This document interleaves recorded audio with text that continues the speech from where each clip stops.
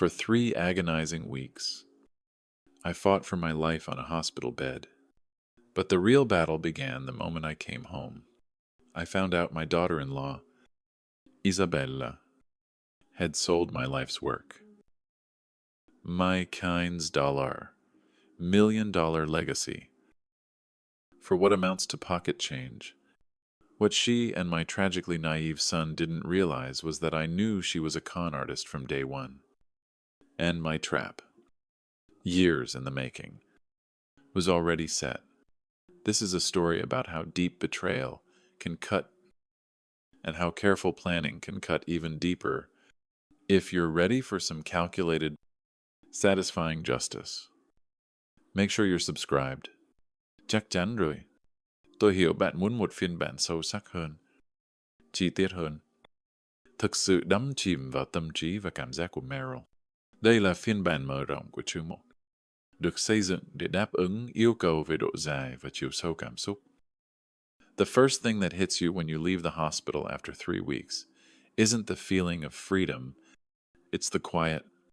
For 21 days, my world had been a frantic, mechanical symphony. The rhythmic sigh of the ventilator, the urgent, staccato beeping of the heart monitor, the hushed, hurried footsteps of nurses on linoleum floors. It's the sound of life being measured in seconds, and you become fluent in its desperate language. Then, they sign your discharge papers, will you to the curb, and the entire orchestra just stops. The sudden silence is so absolute. It's deafening. It feels profoundly wrong, like the world is holding its breath. That unnatural quiet was my only companion on the long drive back to the ranch. Hector, my foreman and a man I trust more than most, kept the truck's radio off out of respect. He tried to fill the void with small talk about rainfall and cattle prices, but my responses were clipped, monosyllabic. My body was a stranger to me. It felt like a poorly assembled collection of aches and pains, held together by sheer willpower, staples, and a network of deep, searing stitches under my clothes. Every dip and bump in the familiar Texas road sent a fresh, hot jolt through my torso, a grim reminder of how close I'd come to the edge. I spent most of the drive looking out the window, watching the endless stretch of Texas sky, feeling the weight of my own mortality. I thought of Eleanor, my late wife. I wondered if she was watching, and what she would think of the man I'd become old, tired, and fragile. When we finally reached the main gates, 2 massive wrought iron structures bearing our family's M brand, I felt the first genuine flicker of warmth I'd felt in nearly a month. This was my sanctuary. Hector guided the truck down the long, winding driveway, shaded by the canopy of 100-year-old oak trees that I'd sworn to protect from developers my entire life. They were here long before me, and I'd be damned if they weren't here long after. At the end of the drive, the house came into view. Built from native limestone and dark cedar, it wasn't just a structure. It was a testament, a monument to 40 years of sweat, sacrifice, and a promise I'd made to Eleanor that we would build a life as solid and enduring as the land itself. "Will you be all right, Mr. Merrill?" Hector asked, his weathered face etched with a familiar, paternal concern as he helped me from the truck. My legs were unsteady, tremoring with exhaustion. "I'm home, Hector. I'll be fine." I lied, more for my own benefit than his. He gave a slow nod, but his eyes, sharp and knowing, told me he saw right through it. I gripped the thick wooden porch railing, the coarse grain familiar under my palm, and took a deep breath. The air here was different. It was clean, alive, filled with the scent of sun-baked earth. distant hay, and the faint, sweet perfume of the rose bushes Eleanor had planted by the steps decades ago. This was the smell of my life. This was what I had fought so hard to come back to. I pushed open the heavy front door and stepped inside. The house was silent, but this wasn't the peaceful quiet of an empty home. It was a cold, sterile silence, thick with an unspoken tension, and something else, a scent, cloying, floral, and aggressively expensive. Isabella's perfume. It clung to the air like a chemical fog, a flagrant violation of the house's natural aroma of old leather, wood smoke, and memories. It was the scent of an occupation. "Caleb," I called out. My voice was a dry, raspy thing, and it was swallowed by the cavernous foyer. No response. Leaning on the wall for support, I moved slowly toward the living room. Everything was pristine, obsessively ordered. The throw pillows on the sofa were arranged with geometric precision. The magazines on the coffee table were fanned out just so. It wasn't lived in, it was staged. Isabella's influence was everywhere. A glossy, superficial veneer over everything I held dear. I paused in front of the grand stone fireplace. The mantel was lined with photographs, a timeline of our family. There was me and Eleanor on our wedding day, a photo of Caleb as a gap-toothed 7-year-old, holding up a fish he'd caught in the river, another of him graduating from college, his face bright with a future I thought I'd secured for him. And then, of the most recent edition, the wedding portrait from last year, my son, Caleb, looking handsome in his tuxedo, beaming with a fragile, almost disparate happiness. And beside him, Isabella, a vision in white, beautiful as a porcelain doll, and just as cold. Her smile was flawless, camera ready, but her eyes held a cool, calculating glint, the look of a predator that has successfully isolated its prey from the herd. A sound from down the hall broke my reverie. Laughter, loud and carefree, coming from my study. My study? The heart of my empire.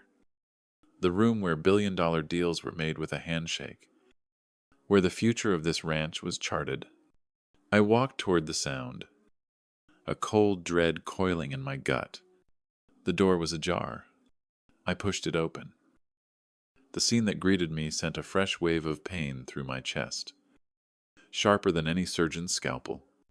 There was my son, my heir, tilted back in my custom-made leather office chair, his dusty cowboy boots propped disrespectfully on the polished surface of my antique oak desk. He was on the phone, that booming laugh echoing off the book-lined walls. "No, I swear." She sent me a picture of her cocktail, and it was bigger than her head. He roared. "She's finally getting the break she deserves. It all worked out better than we could have imagined." He finally noticed me, a frail old man in a wrinkled shirt, standing in the doorway like a ghost. His eyes widened. A brief, animal flash of surprise, before it was replaced by a broad, almost manic grin. He swung his feet off my desk with a thud and stood up, abruptly ending his call. "Dad, you're back." His voice was a cannon blast in the quiet room. He started toward me, arms wide for an embrace. But he stopped short, his smile faltering as he took in my appearance. He was seeing me, truly seeing me. For the first time, the gauntness of my face, the gray pallor of my skin, the way I clutched the doorframe as if it were a life raft. "Whoa," he said softly. "You look rough." The alternative was looking a lot worse. "Caleb, I said, my voice gravelly. He had the grace to flush, with a bit of shame. Right. Yeah. Of course. Man, it's... it's really good to see you. We were so worried. But the words felt scripted, the emotion thin. And then, the moment passed. The cloud of concern vanished, and the blinding, smug sunshine of his grin returned. He was practically vibrating with self-importance. Seriously. Though, your timing is perfect. I was just about to call the hospital to tell you the news. I handled something. Dad. A big something. While you were out of commission, I stepped up, took care of a problem that's going to make life a whole lot easier for me. And Isabella, I didn't speak. I just watched him. My face, an impassive mask, and waited for the axe to fall. He puffed out his chest. The conquering hero. You know that old saint, Sebastian Farm. He began. The one that's basically just empty pasture. Well, thanks to that useless piece of land. Isabella is currently sipping daiquiris on a private beach in the Bahamas. She's sending me pictures every hour. The place is paradise on earth. Dad, paradise. The words struck me with the physical force of a blow. Saint. Sebastian. Useless piece of land. A roaring began in my ears, drowning out the ticking of the clock on the wall. The room seemed to shrink, the walls closing in. The pain from my incision flared white-hot, but it was nothing compared to the colossal, crushing weight of betrayal that settled on my heart. Abizarre. Choked sound escaped my lips. It started as a low groan, then twisted and climbed into a full-throated laugh. It was a horrible sound.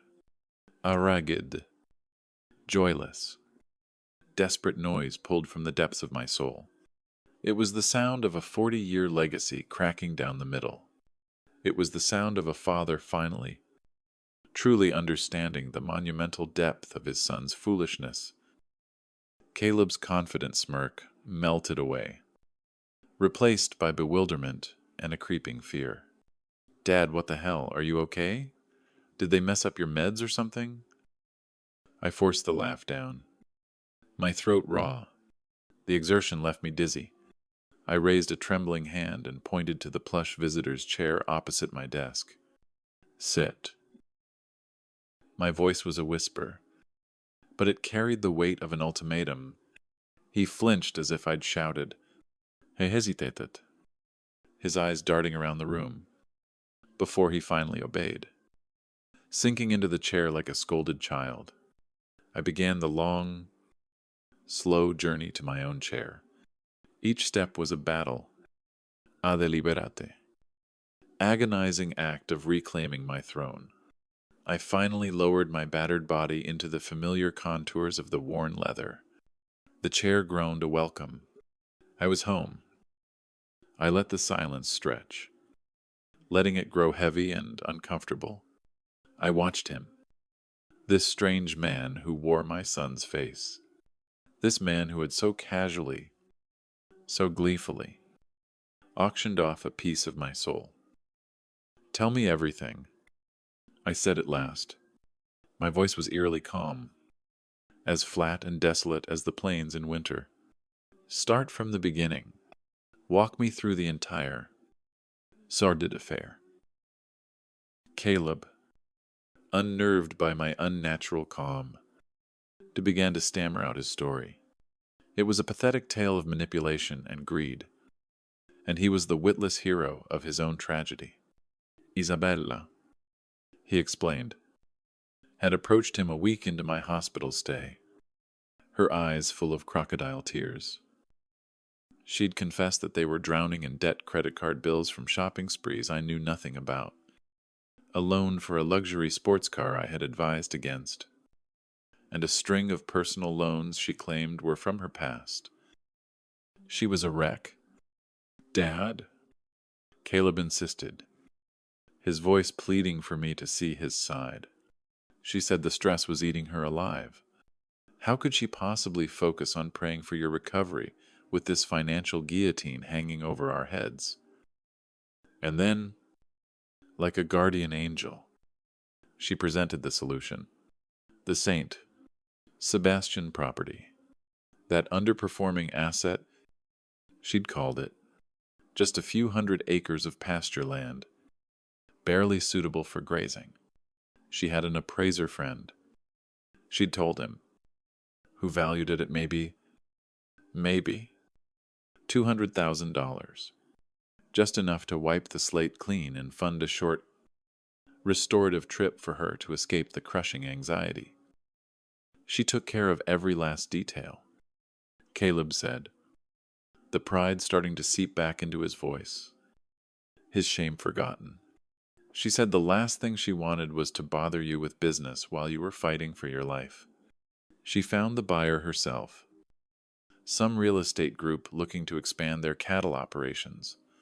She negotiated a fantastic price, 200 grand. Dad, cash. I remained silent, my face impassive. But inside, a glacial rage was forming, crystallizing shard by painful shard. The best part, he went on, oblivious, is that she found the paperwork you signed before you went in for surgery. The power of attorney, it gave her the authority to handle business on your behalf. It was like you knew you could trust her to take care of things. It made the whole process clean and simple. The power of attorney, the linchpin, the forged key to my kingdom. My mind flashed back to my lawyer Mark's office. The smell of old books and fresh coffee. I remembered his words as I signed the real document. Merrill, this is a specific power of attorney. It is strictly limited to authorizing my office to pay the ranch's payroll and essential bills from the operating account. It grants no other authority. It absolutely does not grant anyone the power to sell, lease, or transfer any asset. Is that clear? It had been crystal clear. You signed the sale agreement, I stated, my voice flat. Of course, Caleb said with a shrug. Isabella went over it with me. It all looked standard. It's just a piece of land. Dad, it's replaceable. Just a piece of land. The phrase hammered at my skull. And the money I asked? My voice, a dangerous whisper. The 200,000. Caleb's face was aglow with admiration for his wife. Isabella is a financial wizard. She had the buyer wire the funds to a new high-yield savings account she opened to keep things neat. She's already paid off every single debt, every penny. And this trip was her reward. She deserved it. Dad, you have no idea what she's been through. The grandfather clock in the hall chimed the hour. Each chime, a funeral bell for my son's judgment. The silence that followed was absolute. I watched Caleb's self-satisfaction begin to curdle into unease under my relentless, silent scrutiny. He licked his lips, shifted in his chair, his gaze falling to the floor. So, that's it, he finally mumbled, looking up at me through his eyelashes. Suddenly, a little boy again, seeking approval. I did good. Right, I handled a family crisis. I leaned forward, my hands clasped on the desk. The icy rage inside me was now a sharpened spear, poised and ready. The lesson was about to begin. I looked into the eyes of my son, the boy I loved, the fool I had raised. Caleb, I said, my voice cutting through the silence, sharp and clean as a surgeon's knife. Now tell me, what exactly did you sell them? My question hung in the oppressive silence of the study, heavy and sharp as a guillotine's blade. Caleb stared at me, his face a canvas of confusion. The last vestiges of his smug pride were gone, replaced by a dawning, defensive unease.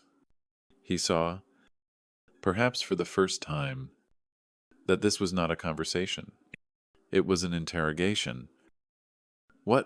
What do you mean?" he stammered, his voice suddenly thin.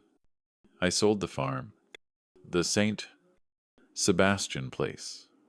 Like I said."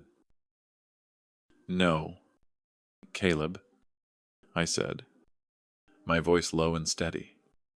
Each word a carefully placed stone. You couldn't have, because that useless piece of land, as you so eloquently put it, is currently valued at just over $15 million. The reaction was instantaneous. He burst out laughing. It wasn't the cruel, mocking laugh from before. This was a nervous, frantic sound, full of disbelief.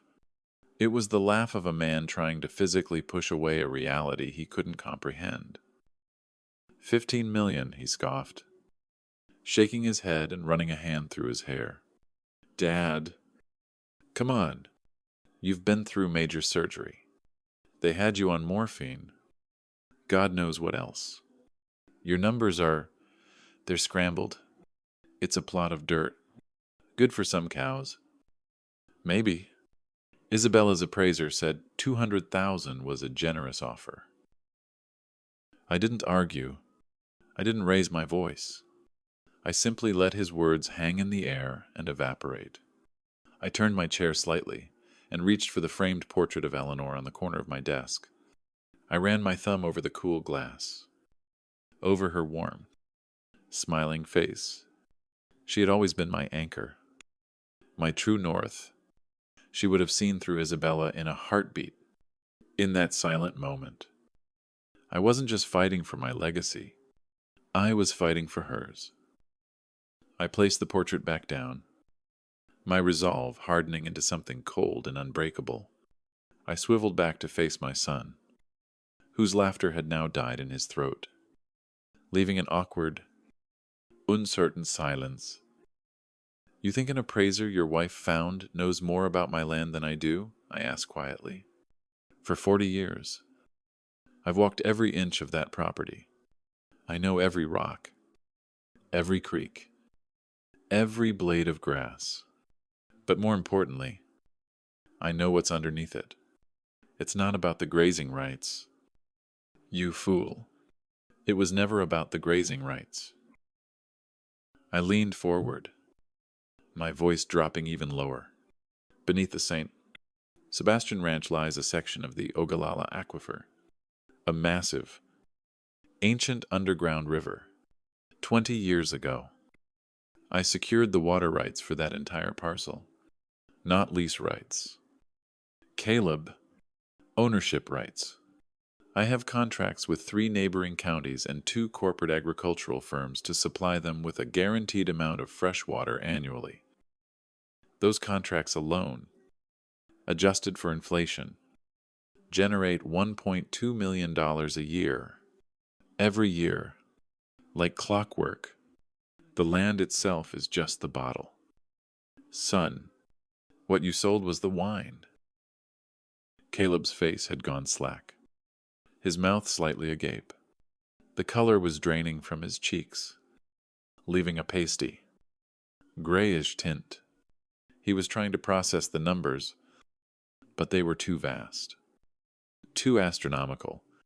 They didn't fit into the small, simple world Isabella had constructed for him. No, he whispered. No way. She would have known. The buyer would have known. They would have said something. Oh, they knew, I said. Believe me, they all knew. That was when I knew words were no longer enough. I needed to show him. I pushed myself up from my chair. The movement, sending a sharp protest from my incision. I ignored it. I walked over to the far wall of the study, to a large painting of the Texas hill country at sunset.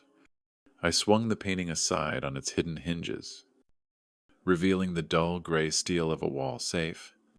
I spun the combination dial, the familiar clicks echoing in the silent room. The heavy door swung open with a deep, satisfying thud. From the top shelf, I withdrew a thick, navy blue binder. It was heavy, packed with documents. I walked back to the desk and dropped it in front of Caleb. The sound it made was final, like a judge's gavel. The label on the spine, printed in stark white letters, reads simply, Isabella. Caleb stared at the binder as if it were a venomous snake. What is that? That, I said, opening the cover, is the work of Elena Ramirez. She's a private investigator out of Houston. A very good one. I hired her the week after you announced your engagement. His head snapped up, his eyes wide with shock and a hint of outrage. You've been investigating my wife for a year. Why? Because I built this entire empire on one principle, Caleb, trust. But verify, and I never trusted her. Now, you're going to see why. I flipped open the first page. It was a copy of a birth certificate. To begin with, her name isn't Isabella Rossi. It's Sofia Petrova. She was born in a small town outside of Odessa. She entered this country on a student visa 12 years ago and never left. I turned the page. A professionally printed resume. This is the resume she gave you. It says she graduated with a finance degree from Wharton. Impressive. I then slid a piece of paper from the sleeve next to it. This is a letter from the registrar at the University of Pennsylvania. They have no record of a Sofia Petrova or an Isabella Rossi ever attending. I continued to turn the pages, each one a nail in the coffin of his marriage. Here we have her employment history.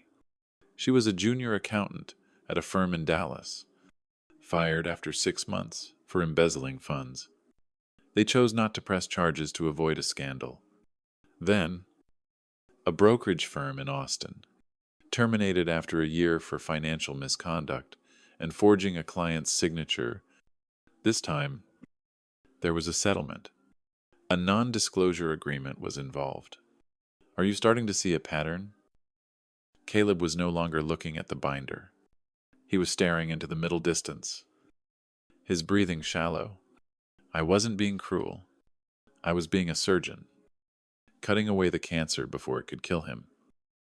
And the debts? I said, flipping to a section filled with credit reports and bank statements. She told you she had debts. She was right. She has over $100,000 in credit card debt. Another $50,000 in personal loans from shady online lenders. She's a gambler. Caleb, a desperate one. She wasn't stressed about my health. She was terrified. Her entire house of cards was about to collapse.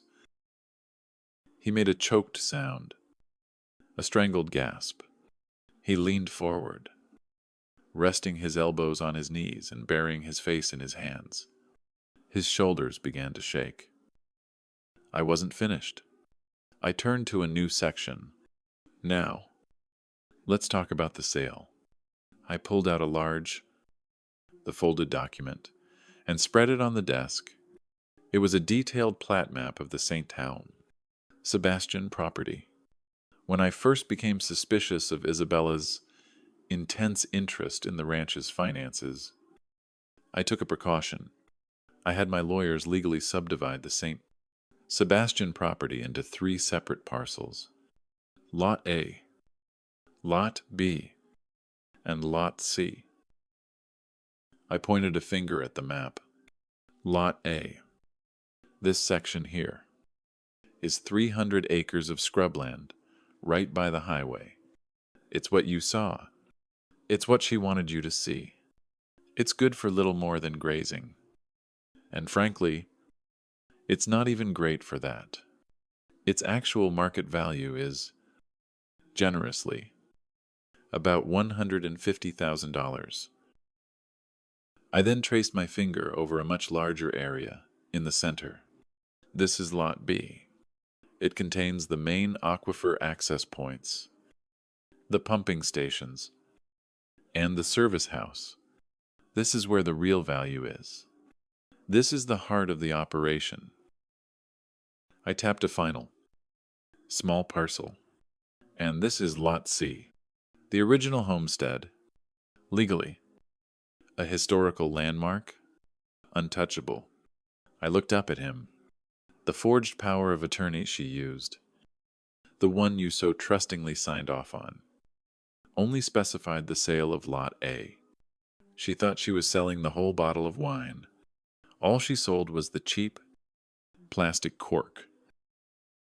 He looked up, a sliver of hope in his tear-filled eyes. So we can get it back. The money it's not really a loss. I felt a pang of pity for him then. He still didn't understand the true depth of the game being played. Oh, it's a loss, son. Just not for me. The buyer. This man she found. His name is Marco Vargas. Elena's report is quite thorough on him. As well, he's not a real estate investor. He's a known associate of the Juarez cartel. His specialty is money laundering. He takes dirty cash from his employers and buys up legitimate assets to make it clean. I let that sink in. Isabella didn't sell him Lot A for $200,000. Caleb, the wire transfer records Elena obtained show he paid her $2 million. He overpaid by a factor of 10 because he needed to wash the cash. And she provided him with what he thought was a $15 million asset as collateral.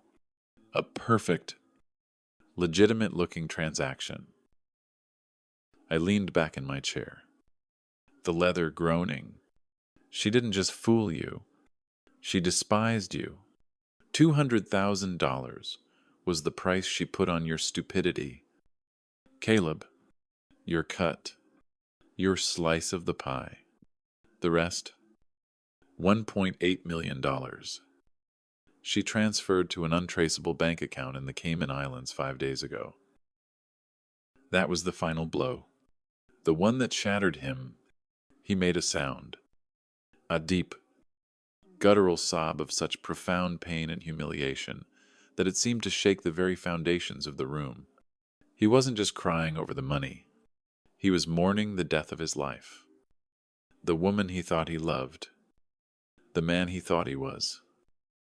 I gave him a moment, letting the full weight of his failure crush him, when his racking sobs subsided into ragged, hitching breaths.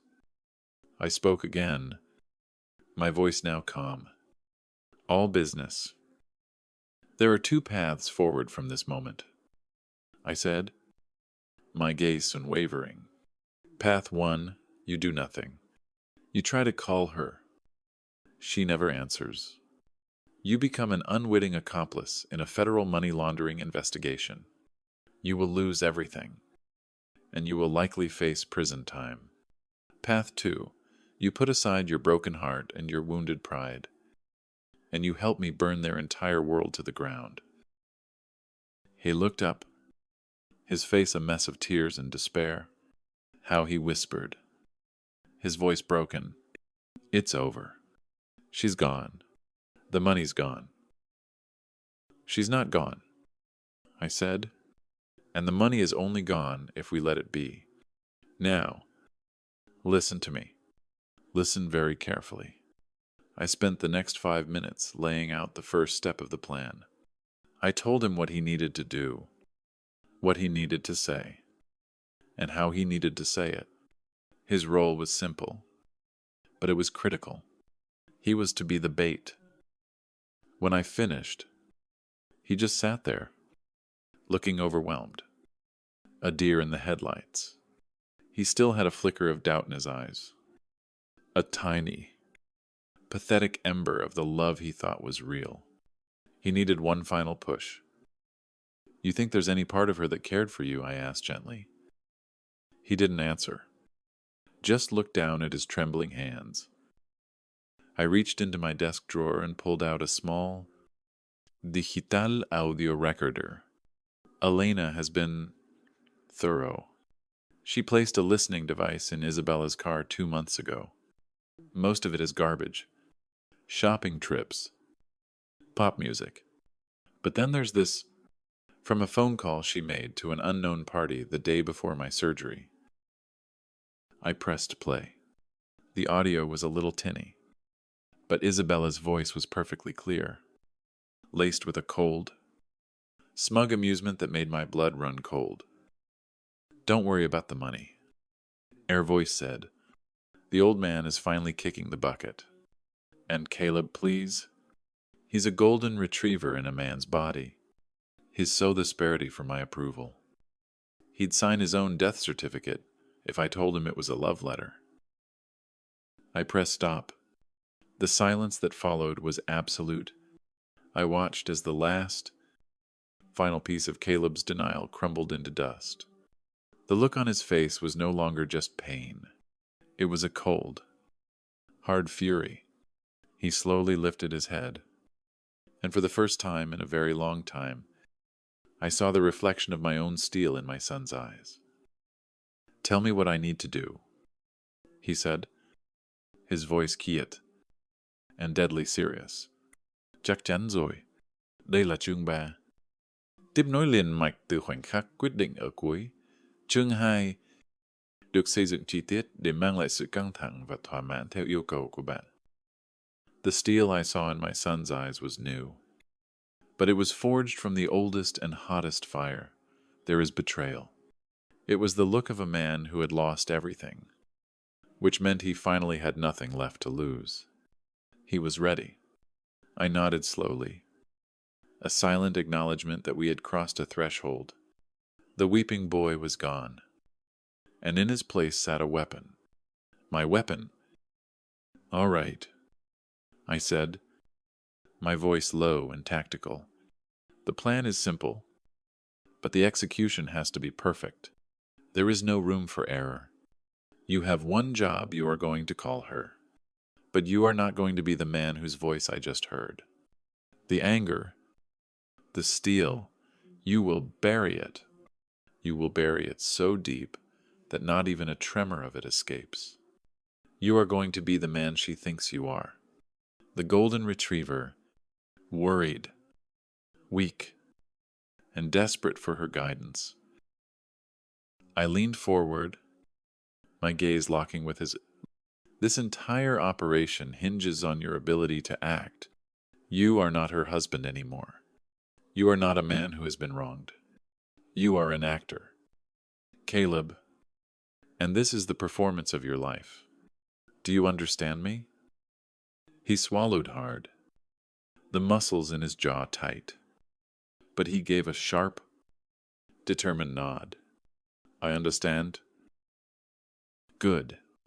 I picked up the receiver of the landline on my desk, a secure, untraceable line. I hit the speakerphone button and dialed a number from memory. After 2 rings, a familiar voice, crisp and professional, filled the room. "Mark, it's Meryl." "Meryl, my God. I heard you were home. How are you feeling?" Mark Davidson had been my lawyer for 30 years.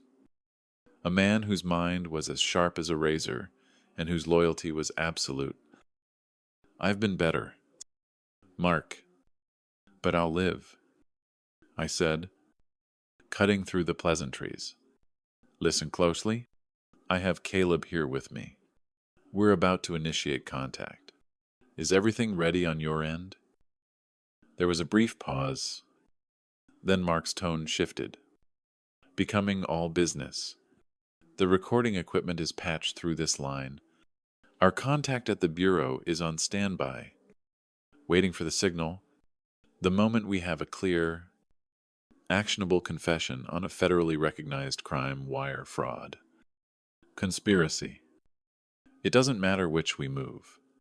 But Meryl, the recording has to be clean. No leading questions from your end. The admission has to be entirely of her own volition. I know the law. Mark, I said. Caleb knows his part.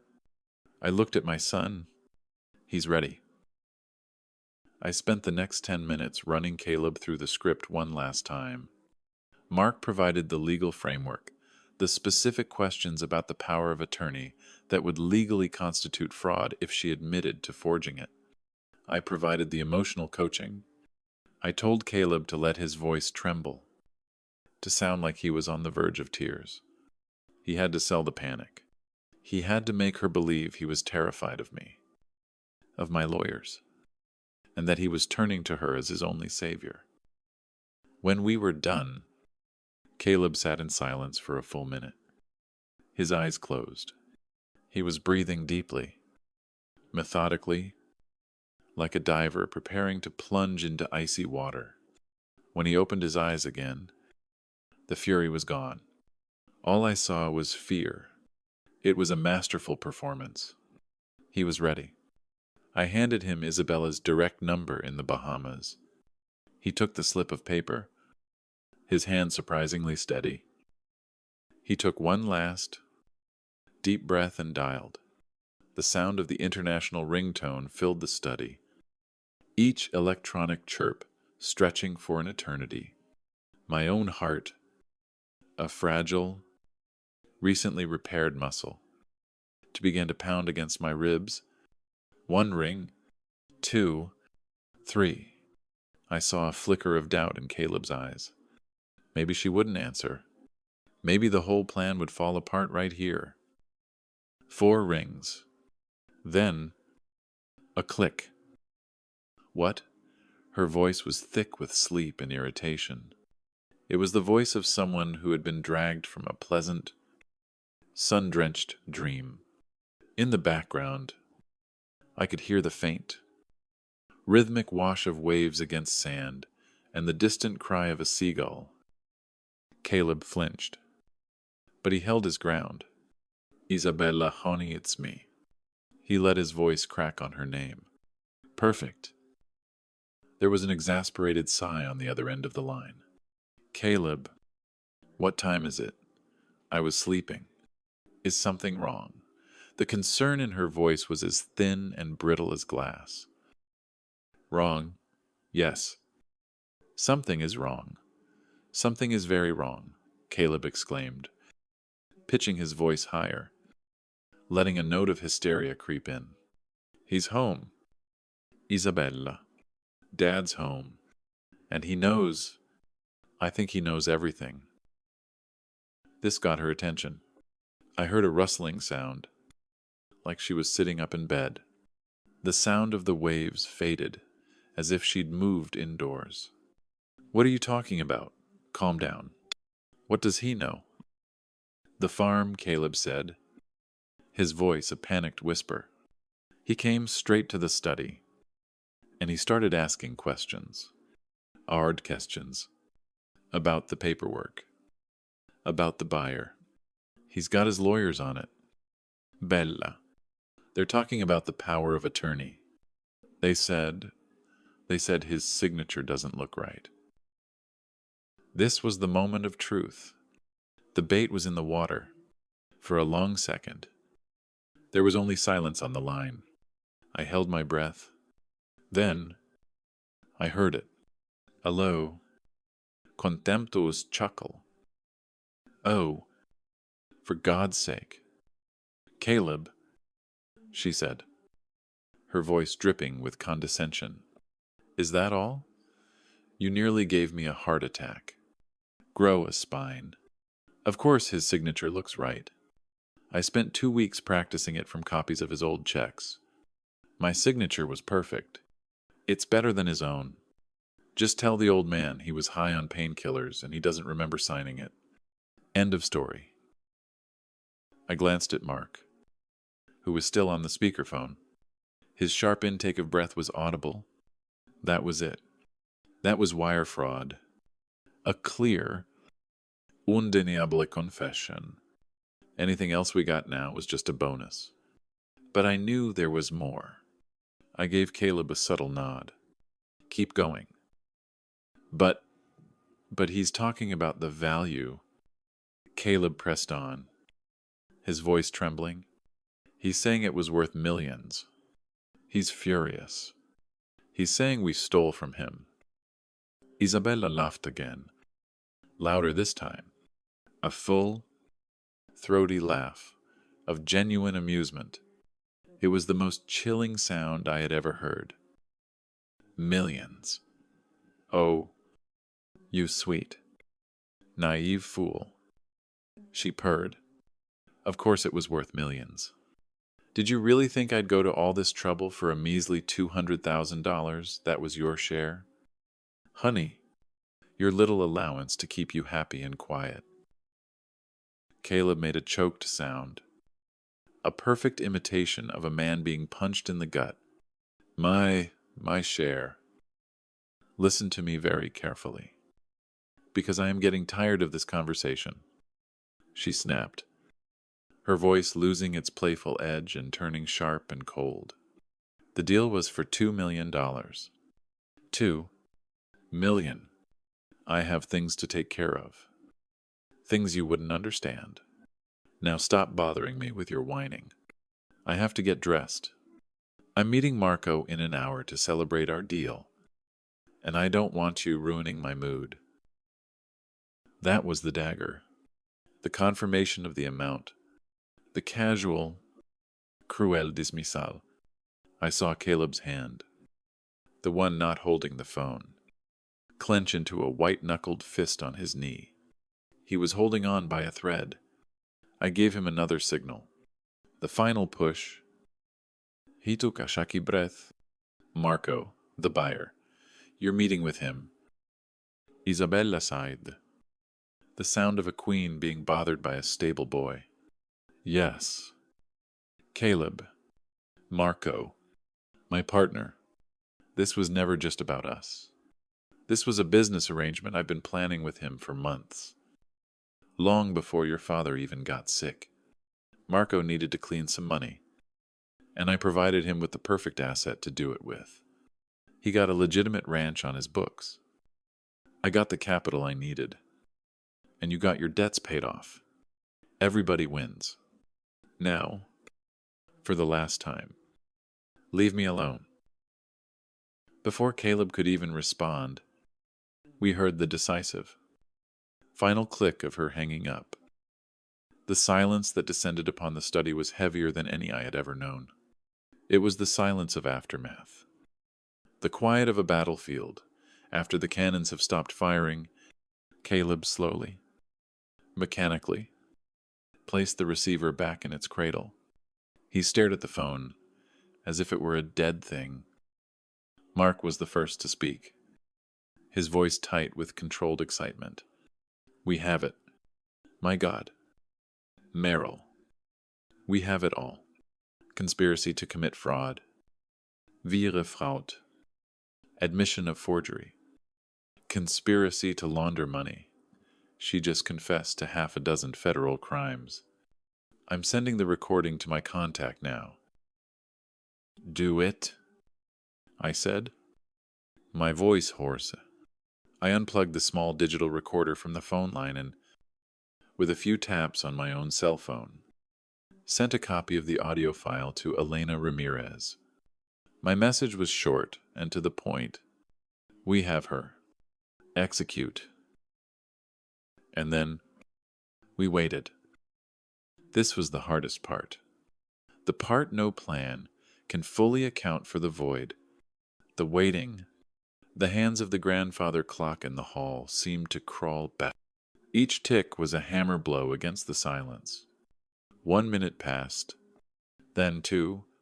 Caleb stood up and began to pace. A caged animal. His hands clenched and unclenched at his sides.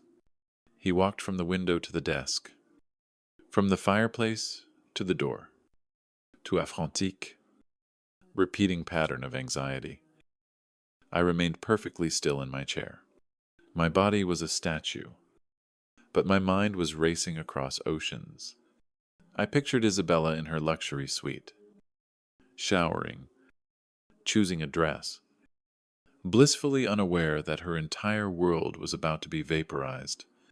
I pictured Elena, cool and professional, making the necessary calls, activating a network that stretched from Houston to the Caribbean. I pictured federal agents in a sterile office, listening to the recording, their faces grim and determined. 5 minutes.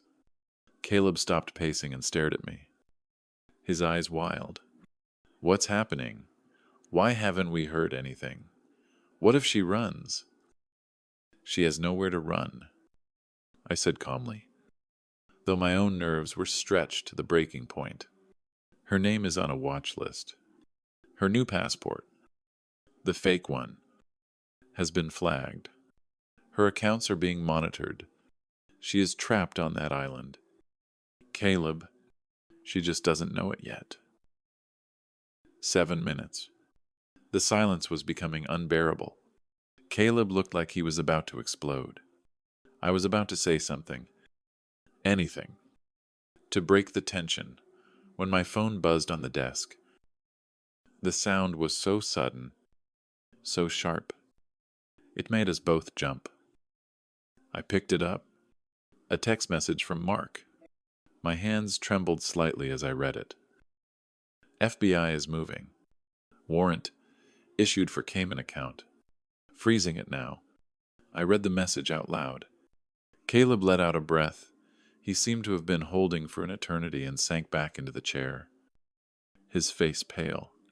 The first domino had fallen. Another minute passed. My phone buzzed again. This one was from a number I didn't recognize, but I knew who it was from. Elena. I opened the message. There were no pleasantries. Just a few. Beautiful. Perfect words. They have her. Asset accounts frozen. Welcome back. Mr. Merrill. I read the words from Elena's text message out loud into the deafening quiet of the study. They have her. Asset accounts frozen. Welcome back. Mr. Merrill. The words, simple and direct, landed with the force of a physical impact. For a moment, neither of us moved. It was as if the world had stopped spinning on its axis. The tense, coiled spring that had been wound tight inside my chest for weeks, for months, for the entire year since I'd first looked into Isabella's cold eyes, suddenly snapped. A breath I didn't even realize I was holding escaped my lungs in a long, shuddering sigh. The pain in my side was still there. Toil, throbbing ache. But the crushing weight on my soul had lifted. It was over. Caleb reacted differently. The release for him was not quiet. It was a violent, explosive catharsis. A sound tore from his throat, a raw, agonized cry that was equal parts relief, grief, and rage. He surged to his feet and swept a stack of papers from the corner of my desk with a sweep of his arm. The pages fluttered to the floor like wounded birds. He wasn't a weapon anymore. He was just a man, shattered into a million pieces. He paced the room, not with anxiety now, but with a wild, untamed energy. His hands knotted in his hair as if he wanted to rip it out. He was a storm contained within the four walls of the study. I let him rage. I let him pace. It was a poison that had to work its way out. My phone buzzed again. This time it was a call. The screen showing Elena's name. I answered and put it on speakerphone, setting it on the desk between us. Caleb's frantic pacing stopped. He froze. His eyes locked on the phone. Tell me everything, I said, my voice quiet. Elena's voice came through, as crisp and clear as a winter morning. There was no triumph in her tone, only the cool satisfaction of a professional who had just closed a difficult case. The Royal Bahamas Police Force, acting on an international warrant from the Department of Justice, apprehended Sofia Petrova, aka Isabella Rossi, approximately 15 minutes ago. She began, her report precise and devoid of emotion. She was not in her hotel room. She was at the resort's 5-star restaurant, seated at a private table on the terrace overlooking the ocean. She was with Marco Vargas. I could picture the scene perfectly. The white tablecloths, the clinking of crystal glasses, the warm Caribbean breeze, the pinnacle of her success. According to the arresting officers, Elena continued. She was in the middle of a champagne toast when they approached the table. She initially assumed they were there to ask Mr. Vargas for an autograph, apparently. He's a minor celebrity on the island. She laughed and waved them away. A bitter smile touched my lips. Of course she did. The arrogance, the absolute certainty of her own untouchable superiority, had been her fatal flaw. When they addressed her by name, both names, and informed her she was under arrest for conspiracy to commit wire fraud and money laundering, she seemed to short-circuit. She just stared at them. Vargas, to his credit, I knew the game was up immediately. He put his hands on the table and didn't say a word. But Miss Petrova, she didn't take it well. Caleb sank into the visitor's chair, his head in his hands, listening to the destruction of the woman he thought he knew. She started screaming, Elena said, her voice unwavering, not just protesting, screaming. She accused the officers of being incompetent fools. She demanded they call her lawyer, the American ambassador, the hotel manager. She threw a glass of champagne at the lead officer. When they finally put the handcuffs on her, she began screaming your name. Caleb. She was shouting that you had set her up, that you were a pathetic mama's boy, that you would pay for this. The entire restaurant was watching. It was, by all accounts, a rather spectacular implosion. The line went quiet for a moment. Then Elena added, They are holding her at the station in Nassau.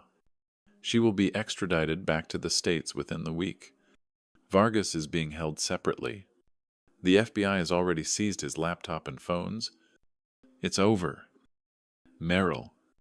They're both going away for a very, very long time.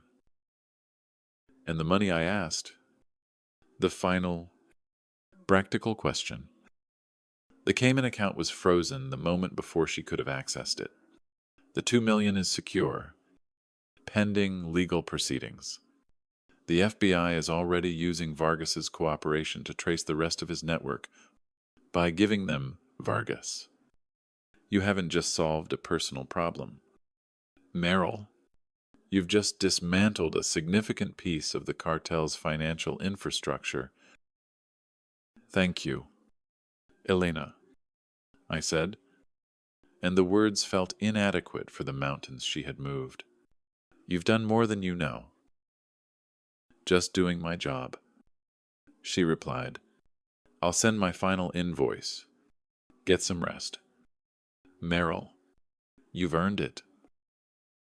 She hung up. The finality of it settled over the room. The storm in Caleb had passed, leaving a desolate, griefstrikken calm. He sat slumped in the chair, not looking at me, but at the rich Persian rug on the floor, as if trying to decipher its intricate patterns. Now came the harder part, the reckoning not with our enemies, but with each other. So the money's safe, he said, his voice muffled by his hands. You got it all back. More than that, I said, and I explained to him the final, beautiful detail of the trap, the Chekhov's gun I had placed on the wall all those months ago. The contract she and Vargas signed was for Lot A, the scrubland, a property worth, at best, $150,000, but he paid $2 million for it. Legally, he has no claim to the rest of the ranch, and he has knowingly entered into a fraudulent transaction.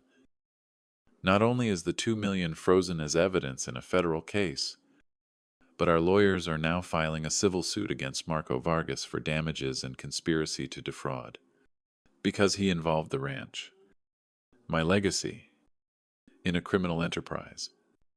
We have legal standing to go after his other assets, the ones the feds don't seize. We won't just get the $2 million back. Son, we're going to take him for everything he's worth. He finally looked up at me. His face was a ruin. His eyes were red-rimmed and hollow, filled with a pain so profound it was almost difficult to look at. He wasn't thinking about the money. He wasn't thinking about the victory. He was lost in the wreckage of his own life. Slowly, agonizingly, he slid out of the chair and onto his knees on the floor in front of my desk. He bowed his head, his shoulders shaking with silent, racking sobs. "Dad," he choked out, the word thick with shame. "Dad, I am so sorry." "I know you are, Caleb," I said gently. "No," he insisted, shaking his head, tears streaming down his face and dripping onto the polished wood floor. "You don't understand. I'm not sorry about the money. To hell with the money. I'm sorry I didn't listen to you. I'm sorry I didn't trust you. I'm sorry I was so weak, so blind. She told me you were trying to control me, that you didn't respect me. And I believed her. I chose her over you, over Mom's memory. I broke our family, and I don't know how to fix it." His confession was absolute, his remorse complete. He wasn't making excuses. He wasn't asking for pity. He was simply laying his broken soul bare on the floor of my study. He was taking responsibility, and in that moment, for all his weakness and all his foolishness, I had never been prouder of him. I pushed my chair back and slowly, painfully, got to my feet. I walked around the desk and stood before my kneeling son. I looked down at his bowed head, at this man who was my own flesh and blood, my only legacy that truly mattered. I reached down and placed a hand on his trembling shoulder. He flinched at my touch, as if expecting a blow, but then he leaned into it. A small, almost imperceptible movement. "You can't erase what happened." "Caleb," I said, my voice thick with an emotion I hadn't allowed myself to feel until now. "The scars from this will remain, but we can rebuild. It starts today, right now. This legacy, this ranch, it's not just about land and money. It's a responsibility, and you've just learned the most expensive lesson about it there is." He looked up at me then, his eyes searching mine, seeking a forgiveness he didn't feel he deserved. "What we do now," I continued, my grip on his shoulder firming, "is we move forward. You will learn this business from the ground up, not from an office, but from the dirt.